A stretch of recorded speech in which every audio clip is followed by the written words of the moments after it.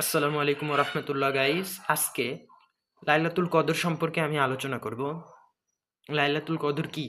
রাত্রের ফজিলত সম্পর্কে আল্লাহ তাআলা গোটা একটি কোরআন শরীফে সূরা নাজিল করে দিয়েছেন যে এই রাতের ফজিলত কি এবং কেন এত ফজিলতপূর্ণ এই রাত সেটিও তিনি এই সূরার মধ্যে বলে দিয়েছেন। কোরআন শরীফের ৯৭ নম্বর সূরা সূরাতুল কদর, সেখানে আল্লাহ তাআলা কি বলছেন চলুন দেখে আসি। আউযু বিল্লাহি মিনাশ শাইতানির রাজিম। বিসমিল্লাহির রহমানির রহিম।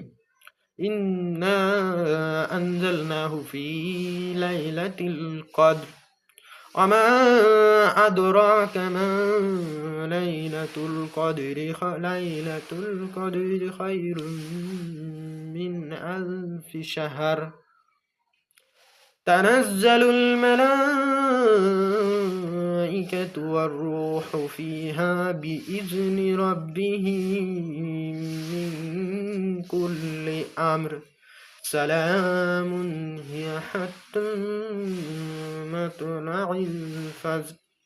আল্লাহ তাআলা এই সূরাতুল কদরের মধ্যে বলছেন, ইন্না আনজালনাহু ফি লাইলাতিল কদর, নিশ্চয়ই আমি একে নাজিল করেছি লাইলাতুল কদরের রাতে, সম্মানিত রাতে, মহিমান্বিত রাতে।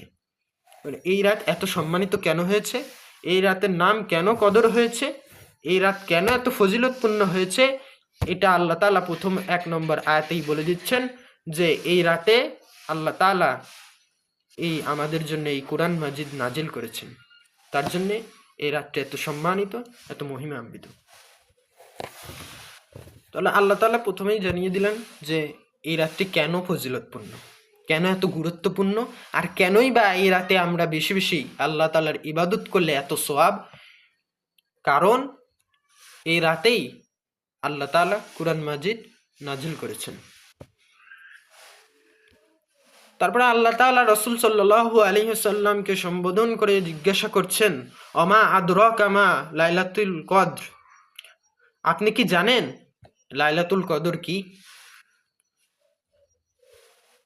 তারপর আল্লাহ তাআলা তারপরের আয়াতে বলতেছেন, লাইলাতুল কদরি খায়রুম মিন আলফি শাহর, এই রাত্রেও, এই রাত ১,০০০ মাস অপেক্ষা শ্রেষ্ঠ।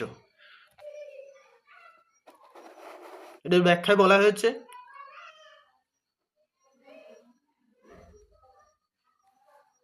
যে ৮০ বছরের ইবাদত, এক রাত্রে এই রাতেই যে ইবাদত করবে সে ৮০ বছরের ইবাদত করার সওয়াব পাবে। সুবহানাল্লাহ। আর আল্লাহ তাআলা আয়াতের মধ্যে বলতেছেন ১,০০০ মাস অপেক্ষা শ্রেষ্ঠ এই একটি রাত। এই একটি রাতকে যে অবহেলায় কাটিয়ে দিবে, এই একটি রাতকে যে ঘুমের মধ্যে কাটিয়ে দিবে, সে আসলেই বোকা, সে আসলেই বোকার স্বর্গে বাস করছে।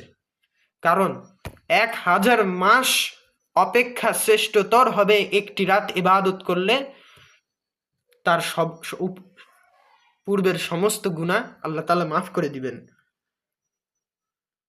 হাদিসের মধ্যে আসছে হযরত আবু হুরায়রা রাদিয়াল্লাহু তাআলা আনহু থেকে বর্ণিত, রাসূল সাল্লাল্লাহু আলাইহি ওয়াসাল্লাম ইরশাদ করেছেন, যে ব্যক্তি ঈমান ও বিশ্বাসের সাথে এবং সওয়াবের আশায় রমজানের রোজা রাখে এবং লাইলাতুল কদরের রাতে দাঁড়ায়, তার আগেকার সব গুনাহ মাফ করে দেওয়া হয়।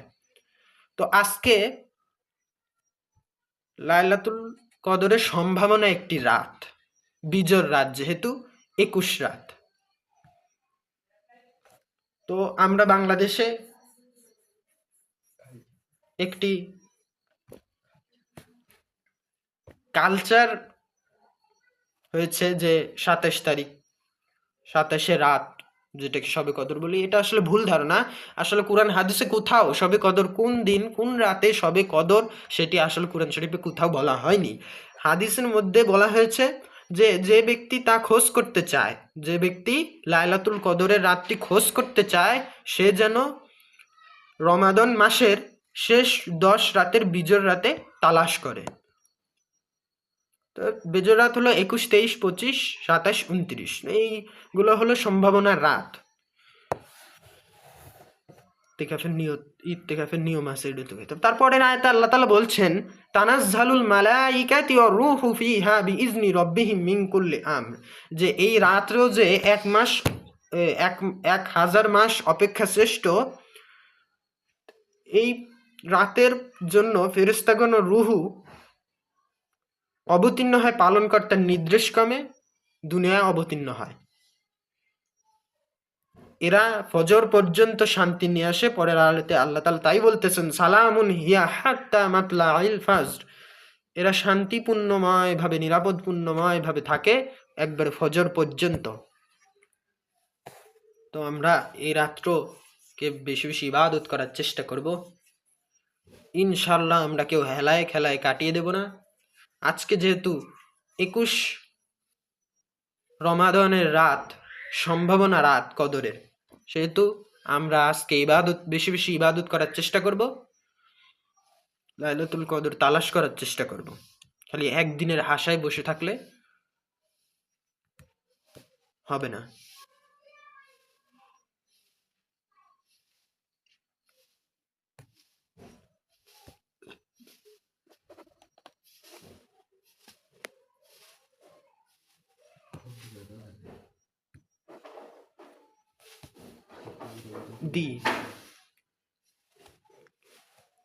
সূরা কদর আল্লাহ তাআলা কেন নাজিল করেছিলেন সম্পর্কেও যে শানে নজরুল রয়েছে, যে হযরত আলী ইবনে উরওয়া বর্ণনা করেন, একবার নবীজির নিকট বনী ইসরাইলের 4 জন ব্যক্তির আলোচনা করা হলো, যারা 80 বছর ব্যাপী ইবাদত বন্দেগী করেছেন এবং জীবনে কখনো গুনাহ করেননি। তারা হলেন হযরত আইয়ুব আলাইহিস সালাম, হযরত জাকারিয়া আলাইহিস সালাম, হিজকিল ইবনে আজুজ আলাইহিস সালাম এবং হযরত ইউশা ইবনে নুন আলাইহিস সালাম।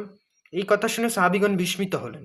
এই অবস্থায় জিবরাইল আলাইহিস সালাম আগমন করলেন এবং বললেন, হে মুহাম্মদ সাল্লাল্লাহু আলাইহি সাল্লাম, আপনার উম্মত কি উক্ত 4 ব্যক্তির 80 বছরের ইবাদতে বিস্মিত হয়েছে? আল্লাহ তাআলা আমাকে এর চেয়েও বড় সুসংবাদ দিয়ে পাঠিয়েছেন। এরপর তিনি সূরা কদরের আয়াতগুলো তেলাওয়াত করে শোনালেন। এরপর বললেন, এই এক রাতের ইবাদত সেই 80 বছরের ইবাদতের চেয়ে উত্তম, যা শুনে আপনিও আপনার উম্মত বিস্মিত হয়েছেন। এই কথা শুনে নবীজি ও সাহাবীগণ ভীষণ খুশি হলেন। তো আমরা দর্শকবৃন্দ, আমরা বুঝতে পারছি যে কদরের রাত্রির ফজিলত অনেক বেশি। তো আমরা হেলায় খেলায় না কাটিয়ে আমরা সম্ভাবনা রাতগুলোতে ইবাদত করার বেশি বেশি চেষ্টা করি। আল্লাহ তাআলা সকলকে সঠিকটি জেনে আমল করার তৌফিক দান করুক। আমিন।